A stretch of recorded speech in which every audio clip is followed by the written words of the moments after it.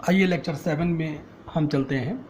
और लेक्चर 7 में हम ये आपको बताएंगे कि व्हीकल की जो परफॉर्मेंस होती है वो कैसे टेस्ट की जाती है, और परफॉर्मेंस को मेज़र करने के क्या क्या पैरामीटर्स होते हैं।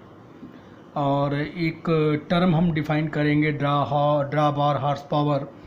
और साथ में जो है हम ये भी बताएंगे कि जो आइडियल टेस्ट कंडीशन होती है नॉर्मल ड्राइविंग के लिए वो क्या क्या होती है। तो सबसे पहले हम शुरू करते हैं power to weight ratio of a vehicle. तो यहाँ पर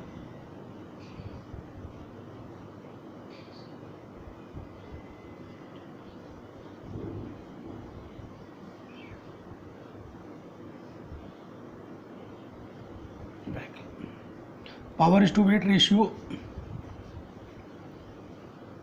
क्या होता है? पावर टू वेट रेशियो, देखो पावर टू वेट रेशियो एक इम्पॉर्टेंट पैरामीटर है जिसमें हम करते क्या हैं कि पावर टू वेट, है ना। तो जब भी कभी हम किसी भी व्हीकल की डिज़ाइन करते हैं तो उसमें प्रयास ये रहता है कि जो ये पावर है इसकी पावर ज़्यादा हो और वेट कम हो। तो पावर तो जो होगी वो इंजन की वहाँ पर वो तो ठीक है, वो तो होनी ही होनी है, लेकिन ये है कि प्रयास किया जाता है कि जो वेट है व्हीकल का वो रिड्यूस कर लें हम।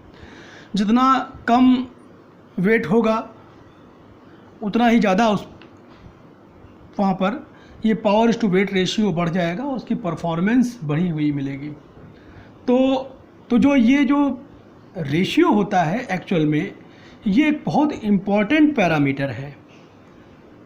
काहे के लिए ये इम्पॉर्टेंट पैरामीटर होता है? ये जो व्हीकल की परफॉर्मेंस है उसको प्रिडिक्ट करने के लिए, उसको बताने के लिए। अगर मान लीजिए कि दो आपके पास व्हीकल्स हैं, दोनों के इंजन की पावर सेम है और लेकिन दोनों का वेट अलग अलग है, तो परफॉर्मेंस ज़्यादा उसकी अच्छी होगी जिसका वेट कम होगा। तो यहाँ पर जो ये जो पावर टू वेट रेशियो है, ये रेशियो ये इज़ एन इम्पॉर्टेंट पैरामीटर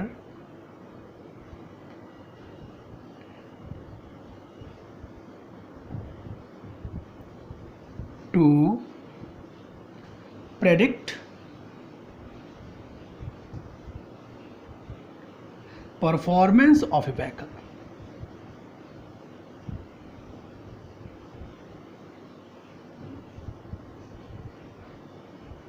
किसी भी व्हीकल की परफॉर्मेंस किसके रिगार्डिंग तो रिगार्डिंग किसके रिगार्डिंग?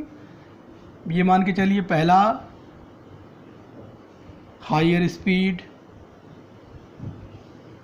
और क्या क्या, सेकंड बेटर ग्रेडिबिलिटी,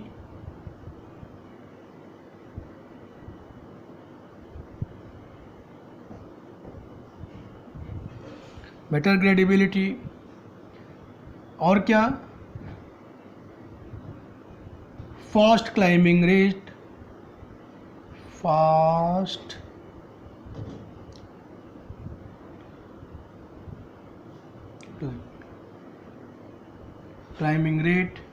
और फोर्थ क्या हो जाएगा? फोर्थ हो जाएगा इजी पिकअप, और साथ में फ्यूल इकोनॉमी भी होगी।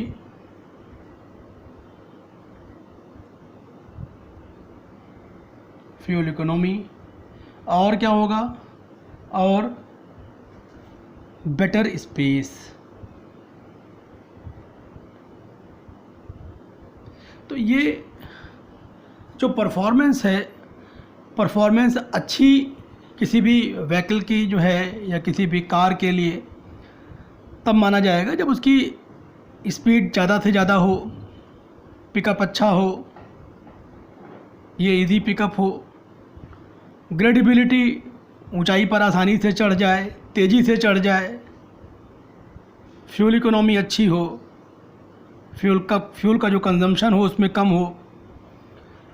इस तरीके से जो पैरामीटर्स होते हैं ये सब जो है परफॉर्मेंस को मेज़र करने के लिए यूज़ होते हैं। तो जो परफॉर्मेंस किसी भी व्हीकल की होती है वो जो है उसमें एक्चुअल में जो परफॉर्मेंस आती है वो आती है ड्रॉबार हॉर्स पावर से। तो ये ड्रॉबार हॉर्स पावर एक टर्म है, इसको ये क्या होता है इसको ज़रा समझते हैं। तो जो टर्म है ये आपको बहुत कई जगह पर देखने को मिलेगा, ये भी ड्रॉबार हॉर्स पावर। ये क्या होती है ड्रॉबार हॉर्स पावर? देखो जो ड्रॉबार हॉर्स पावर होती है ये जो है ये इस तरीके से कि जो हमको एक्चुअल पावर, देखो brake power, brake horse power जो हमने बताया था आपको, ये बताया था कि जो एक्चुअल पावर हमको क्रैंकशाफ्ट पर मिल रही है इंजन की, वो जो क्रैंकशाफ्ट को रोटेट करा रही है प्राइम मूवर को, वो क्या होती है? वो होती है ब्रेक हॉर्स पावर। लेकिन यही पावर जब फ्लो करती है तो फ्लो करते करते जब ये व्हील पर आती है, व्हील पर मतलब जो प्रोपेल करने के लिए जब ये अवेलेबल होती है, तो बीच में बहुत सारे इसमें लॉसेस हो जाते हैं, बहुत सारे रेजिस्टेंसेस लॉसेस होते हैं, स्लिपेज लॉसेस होते हैं, बहुत सारे लॉसेस होते हैं। तो उन लॉसेस को अगर माइनस कर दिया जाए ब्रेक हॉर्स पावर से, या उन रेजिस्टेंसेस को अगर माइनस कर दिया जाए ब्रेक हॉर्स पावर से, जो डिफरेंट टाइप के रेजिस्टेंसेस हैं, तो जो पावर अवेलेबल होती है व्हीकल को प्रोपेल कराने के लिए, एक्चुअल पावर जो आती है जिससे व्हीकल प्रोपेल होती है, वो क्या कहलाती है? वो कहलाती है ड्रॉबार हॉर्स पावर। तो ये क्या होता है यहाँ पर लिख लीजिए आप इसको, a larger proportion of brake horsepower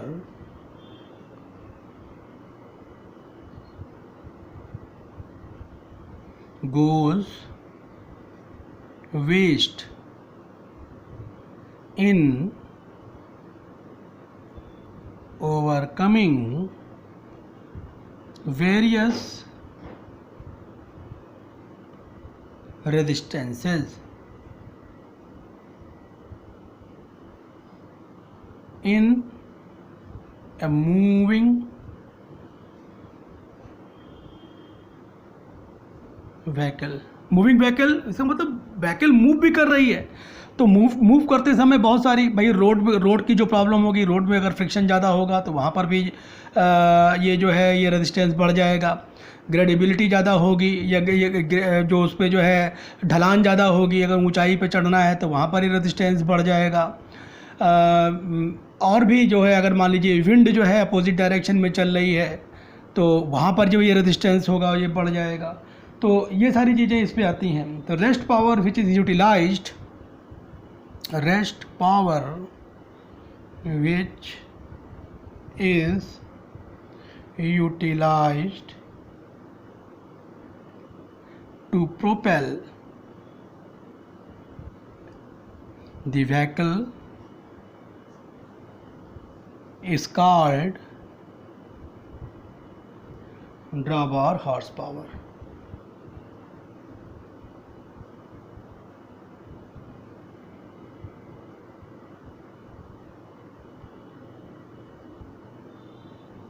ये इसको है ना। तो ड्रॉबार हॉर्स पावर को जो हम डिनोट करते हैं वो करते हैं DHP, ड्रॉबार हॉर्स पावर। ठीक है, तो ये चीज़ आ जाएगी DHP, ड्रॉबार हॉर्स पावर।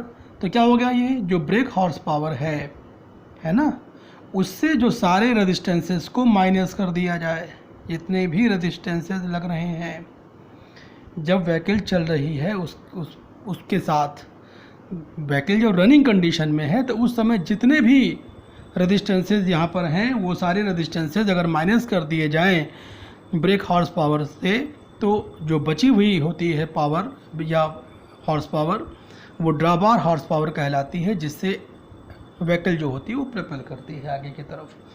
तो जो एक्चुअल में देखो जो परफॉर्मेंस मेज़रमेंट है, अगर कैलकुलेशन के पॉइंट ऑफ व्यू से देखा जाए तो यहाँ पर जो परफॉर्मेंस किसी भी इंजन के लिए अगर हम देखते हैं, तो ये तो व्हीकल के लिए हो गया, अगर इंजन के लिए देखते हैं तो भाई व्हीकल की भी अगर देखी जाएगी तो वो इंजन से ही जज की जाएगी। अगर हम एक तरीके से ये माने कि अगर इंजन ज़्यादा अच्छा होगा, अब कहते हैं ना कि गाड़ी का जो है इंजन कितने सीसी का है, तो इंजन का सीसी जो होता है वो क्या बताता है, वो उसकी परफॉर्मेंस के बारे में बताता है कि इंजन कितना पावरफुल है, कितना शक्तिशाली है। तो यहाँ पर क्या है कि जो परफॉर्मेंस इंजन की होती है या व्हीकल की होती है वो उसकी स्पेसिफिक फ्यूल कंजम्पशन से जज की जाती है या कैलकुलेट की जाती है। तो स्पेसिफिक फ्यूल कंजम्पशन क्या होता है, तो स्पेसिफिक फ्यूल कंजम्पशन ये SFC, इसको हम ऐसे डिनोट करते हैं, specific fuel consumption.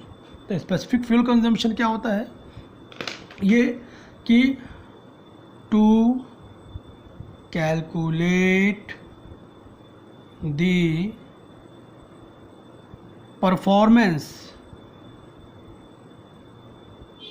Of an engine, ये पैरामीटर यूज़ होता है। तो ये कहलाता है, ये उससे हम जज करते हैं स्पेसिफिक फ्यूल कंजम्पशन से। तो स्पेसिफिक फ्यूल कंजम्पशन एक्चुअल में है क्या, स्पेसिफिक फ्यूल कंजम्पशन बराबर ये होता है fuel consumed in litre, fuel consumed in litre पर किलोमीटर। मतलब 1 किलोमीटर गाड़ी चल रही है या व्हीकल चल रही है तो 1 किलोमीटर चलने में कितना फ्यूल एक्चुअल में कंज्यूम हो रहा है अपान brake horse power, brake horse power. तो ये जो है, ये जो पैरामीटर है ये क्या कहलाएगा, ये कहलाता है स्पेसिफिक फ्यूल कंजम्पशन। हम इसको लिखते हैं फ्यूल कंज्यूम्ड इन लीटर पर kilometre, that is FC, small FC upon BHP, break horse power, है ना। तो ये इस तरीके से, ये एक्चुअल में जो इसका हम आपने देखा होगा कि इसमें जो एक आप लोगों की जो कभी आप देखिए आपके पास जो भी 2 व्हीलर होगी या 4 व्हीलर होगी तो उसमें जब स्पीडोमीटर को आप देखेंगे वहाँ पर आपको अलग अलग स्पीड में एक पर्टिकुलर रेंज ऐसी दिखेगी जहाँ पर ग्रीन रंग का जो है वहाँ पर कलर होगा या वहाँ पर बनाया गया होगा, एक रेंज बनाई गई होगी स्पीड की। तो इसका मतलब क्या होता है कि उस रेंज में अगर आप स्पीड को, इंजन की स्पीड रखोगे या व्हीकल को चलाओगे तो आपको अच्छी बेटर फ्यूल इकोनॉमी मिलेगी। मतलब बेटर फ्यूल, मतलब वहाँ पर जो है फ्यूल कंजम्पशन कम होगा। तो ये एक्चुअल में इसका अगर हम एक छोटा सा ग्राफ प्लॉट करें तो वो कुछ इस तरीके से आता है। जैसे मान लीजिए कि ये हम ग्राफ प्लॉट करते हैं स्पेसिफिक फ्यूल कंजम्पशन का, यहाँ पर लिख लेते हैं SFC और यहाँ पर लिख रहे हैं इंजन स्पीड। तो ये इंजन स्पीड, तो ये होता ये है कि जो ये ग्राफ होता है वो इस तरीके से होता है। ये जो ग्राफ होगा वो ऐसे इस टाइप से ऐसे होता है। तो ये आप देखते हैं ये अलग अलग व्हीकल में अलग अलग तरीके से दिया हुआ होता है। तो ज़्यादातर आप देखिए कि जो ये जो इतनी रेंज होती है, ये यहाँ पर क्या होता है स्पेसिफिक फ्यूल कंजम्पशन जो है सबसे कम होता है इस इंजन स्पीड पर। तो यहाँ पर जो है आपको बेटर फ्यूल इकोनॉमी मिलती है। ये जो है ये इस जगह पर क्या हो जाएगी, ये इकोनॉमिकल रेंज है, ये इकोनॉमिकल रेंज कहलाती है, ये इकोनॉमिकल रेंज कहलाती है। इसमें आपको बेटर फ्यूल इकोनॉमी मिलती है। तो ये इकोनॉमिकल रेंज हो गई इंजन के लिए। तो अब आप देखेंगे क्योंकि करीब करीब किसी भी इंजन में आप देखेंगे ज़्यादातर ये 40 किलोमीटर पर आवर से लेकर के और 60 किलोमीटर पर आवर के बीच में होती है। आप देखिएगा आपके यहाँ जो स्पीडोमीटर गाड़ियों में लगा हुआ होगा तो उसमें आपको ये चीज़ दिखाई पड़ जाएगी। यहाँ तक हमने आपको बताया कि पावर टू वेट रेशियो क्या होता है ना। इंजन की परफॉर्मेंस उससे हम जो है मेज़र करते हैं और या व्हीकल की परफॉर्मेंस मेज़र करते हैं किस किस पैरामीटर के साथ, वो सारी बातें बताई। एक टर्म हमने आपको बताया ड्राइवर हॉर्स पावर क्या होता है। फिर हमने आपको बताया कि जो स्पेसिफिक फ्यूल कंजम्पशन होता है वो क्या होता है और उसको कैसे समझते हैं। ये सारी चीज़ें थी। कुछ थोड़ा हम और आगे बढ़ते हैं। आपने देखा होगा कि जो लिखा रहता है, कहते हैं कि हमने गाड़ी खरीदी, उसमें लिखा हुआ था कि साहब वो जो है ये जो गाड़ी होगी ये जो है ये एवरेज, अगर मान लीजिए कार है तो कार के लिए लिखा रहता है कि 25 किलोमीटर पर लीटर का एवरेज देगी, ये एवरेज लिखा रहता है, ये एवरेज लिखा रहता है। लेकिन हम चलाते हैं तो हमको जो है कभी भी वो 18 से ज़्यादा का एवरेज नहीं मिला, ऐसा भी आप लोग कहते हैं, कभी कभी सुनते हैं, काफ़ी लोग बोलते हैं इस तरीके से। तो जो ये रेंज दी हुई होती है, या जो बताते हैं कि हमारी ये जो अगर आप ये गाड़ी खरीदेंगे और आपको 25 किलोमीटर पर लीटर का जो है एवरेज मिलेगा, तो वो एक जो उनकी टेस्ट कंडीशन होती है वो एक आइडियल टेस्ट कंडीशन होती है। तो आइडियल टेस्ट कंडीशन में जो है वो और नॉर्मल ड्राइविंग कंडीशन होती है, मतलब ये नहीं कि आप बहुत तेज़ी से उसको खींच रहे हैं, आप धीमे खींच रहे हैं। वो आइडियल टेस्ट कंडीशन जो एक पर्टिकुलर इसी रेंज में ही वो उनको टेस्ट करना होता है, वो इसी रेंज में टेस्ट करते हैं। और ये जो है जो ये अलग अलग मैन्युफैक्चरर जो होता है वो अपने हिसाब से अलग अलग डिसाइड करता है कि क्या पैरामीटर होते हैं। वैसे जनरल पैरामीटर के बारे में अगर हम बात करें तो जो आइडियल टेस्ट कंडीशन है, आइडियल टेस्ट कंडीशन वो क्या है, ज़रा वो भी हम थोड़ा सा आपको बता ही देते हैं क्या होती है। तो वो होता ये है कि जो टेम्परेचर रखा जाता है जिस पर हम टेस्ट कर रहे हैं, वो टेम्परेचर होता है करीब, टेम्परेचर जो होगा वो होता है वो 22 डिग्री सेल्सियस से लेकर के और 29 डिग्री सेल्सियस, कहीं कहीं 30 डिग्री सेल्सियस भी ले लेते हैं। साथ में क्या होता है, साथ में जो रोड होती है वो ड्राई होती है, वेल कारपेटेड होती है, बहुत बिल्कुल चिकनी रोड, स्मूथ और गुड कंडीशन में होती है, कहीं पर गड्ढे वड्ढे नहीं होते, गुड कंडीशन होती है। ये रोड होती है, जो भी उनकी रोड होगी है ना, जो रोड उनकी होती है वो इस तरीके से होती है।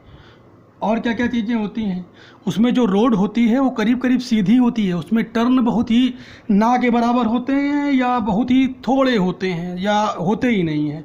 तो ये फ्यू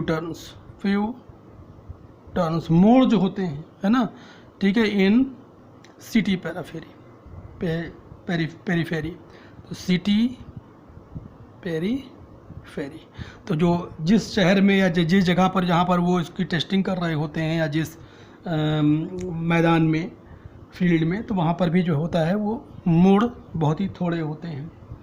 और वहाँ पर क्या होती है, एक कांस्टेंट स्टडी स्पीड रखी जाती है, स्टडी स्पीड जो होती है इसी रेंज में होती है, ये 40 किलोमीटर पर आवर की ही रेंज होती है करीब करीब। और जो फुल पे लोड कैपेसिटी,